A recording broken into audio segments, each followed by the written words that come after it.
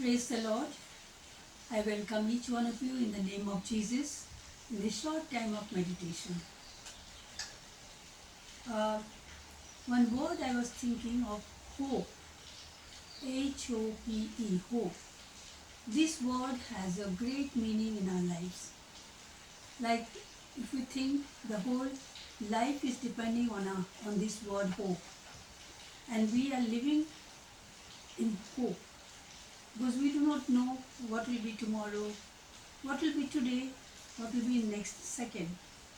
But that is why hope plays an important role in our lives. We all hope for something, like children, they hope for toys and sweets and food, going out. They look at their parents to fulfill their needs. Young people, they have the ambitions, they want to go to a good college, they want to work, they want to earn money, they want to be placed in a very high place. Therefore, they have hope. These are called hope. And the hope, without hope, is like a ship without a rudder. So one must have hope in life. And hope only gives the encouragement to live for a day. But we see this hope as important. We have to see the other word is related to this hope. That other word is called faith or believe. Believe on whom? The children believe on their parents, that they will fill up um, his or her desire or hope. Young people, they believe or they have full faith on their parents that they will supply the needs so that they can go for higher studies, they can achieve whatever they want in life. So you see, the faith, hope and faith is relative. Hope cannot work without faith, and faith cannot work without hope. If a person does not have hope, he will just live like that. Therefore, we see these two words, faith and hope, are interrelated. When we come to the word faith, then we see there are two types of faith. One is visible, one is invisible. The visible one is the father, the parents, money, the property, the position, or somebody's support in life so that they can achieve and fulfill their hope. But other hope is biblical, that is depend on God. Because we have faith on God that God will supply all our needs according to His Bible. Because Bible, if we trust Bible, if we believe Bible, each word is written by the inspiration of God, by the Holy Spirit. Therefore, each word which comes to us from the Bible, it is true, meaningful, and it fulfills. Because He said, the world will go away, but my word will remain firm forever. That is why we see the hope and faith are related to each other. When we come to the Bible, then we see any story or any things happen which we can relate there. So I was thinking in Genesis chapter 5, we read the story of Abel and Cain. They are two brothers. One was shepherd, the other was farmers. And they used to look after their flock, another one looking after the farm. When the time came to offer sacrifice to God, so Abel brought the best of the flock and offered to God. And Cain, he brought the product of the field and offered to God. God accepted Abel's offer, but he rejected Cain's offer. You see why God did not take. There are two reasons I found in the Bible. First reason, that for sacrifice we need blood, and You see, whenever any offering is there, it is a blood. The blood is very important part in our Christian life. And we see Abel took the calf and sacrificed. Jesus also did first sacrifice in the Garden of Eden. When Adam and Eve did sin, he killed one animal, that is a sacrifice, and he gave the skin to wear. And what Cain did? He brought the product of the field, and God did not take it. In 1 John chapter 3 verse 12 it says very clearly, he was wicked, he slew his brother, and his works were evil. These 3 points are given in 1 John chapter 3 verse 12. That means what we see, that God sees the heart, he sees the attitude, he sees how grateful we are for his gifts. That is why God accepted Abel's offering and not Cain. The second thing we see about the faith and hope, we see the life of Noah. That is, we find in Genesis chapter 6. We know the story of Noah.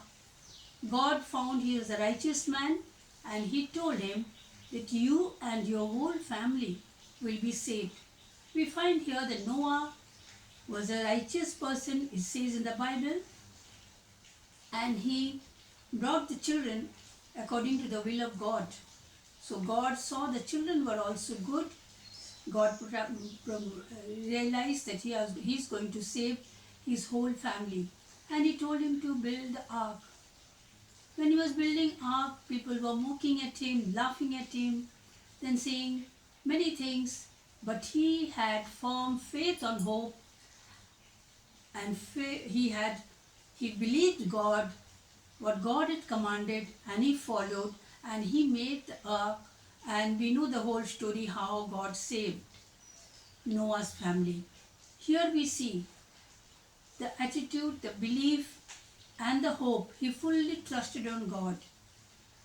Therefore, we see when we think of hope, we think of faith. When we are hoping something, we should have full faith. The last I want to say about the Bible, Jesus. When Jesus came to this earth, he has given us hope. And if we have faith, if we believe, then we will achieve whatever he has told us. You see in John chapter 20 verse 29 it says, when Thomas did not believe that he rose from the grave after resurrection, he said, until I see the wound and put my finger there, then only I'll believe. And the same chapter, John chapter 6 verse 14 it says, blessed are those who has not seen and believed. See, we have not seen Jesus. We have not seen God. But we have faith in God and we have hope in God. That is why hope and faith is related. We also see in chapter 6 verse 36, it says that Jesus said, I have not come to the earth of my own. My Father sent me to fulfill his will. What was his will? To go to earth, preach to us, then saved us, given us eternal life. That is why God sent his own Son, an only Son. We have to believe. We have to have faith. He is the Son of God. He came from heaven for us to be saved. And third, we see Jesus gave more hope. We have to have faith. That is in chapter 6, verse 52 to 56. He said, when you take communion, when you take my blood, when you take bread, the flesh, then you become my own. You become my own. You are mine. Bible clearly says that is why God said, when you believe this, remember that I have died for you, then he has blessed us with eternal life. What is the eternal life? That he is going to come and take us. We see in John chapter 16 verse, in that chapter is written there, you believe in me. It's written in John chapter 14 verse 1 to 3. It says, you believe in me and believe in God. That means Jesus is telling, believe me and also believe my God, that he has sent me. If you believe, then also continuation it says that I am going to come and take you to my kingdom. And he said also one word, that I will come myself. He will come himself to take us. If we think of the story of Enoch in 6th chapter in Genesis, we know this person. He did not see death. God took him. We do not know how, but we believe that he is with God and God took him. He did not see death.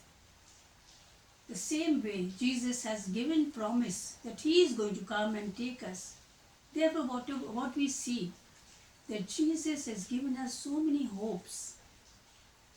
These hopes only will be applicable in our lives when we have full faith on him, on faith on Bible, faith on each word, because these each words are not a simple ordinary words. It has a great meaning because it is written by the Holy Spirit. It's the inspiration of Holy Spirit, written by people, but the words are given by the Holy Spirit. Therefore, we should, as we read the Bible, when we see all the promises, God's promises, all the assurance for our future, for our life, for today, we have to have full faith on God. And we have to live on hope that Jesus is going to come and take us to his eternal kingdom. For this, what we have to do? We have to read the Word of God. We have very less time to read the Word of God. But when you have time, please read. Please read Word of God. It is so open, so simple, that even a child can understand, which Bible says, Solomon says. It is very simple. Therefore, let us read Bible, see our own self, and hope on God and trust on God, so that we may inherit the eternal kingdom which Jesus has promised us. May God bless each one of us as we read this and we hear this word. Amen.